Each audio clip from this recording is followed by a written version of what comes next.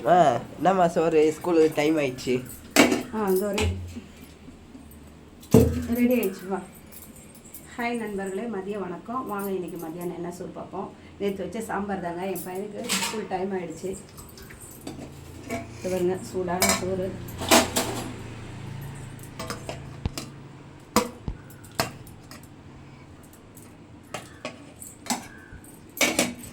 அது வாங்கின மீன் இருந்துச்சுங்க, மீன் வறுவல். சாம்பாருங்க, நேற்று வச்ச சாம்பார். கிட்ட காமிப்பா. முருங்கைக்காய் வைக்கவா?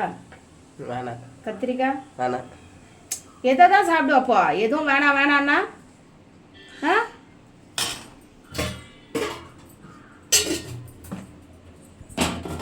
அப்பளம் வைக்கவா?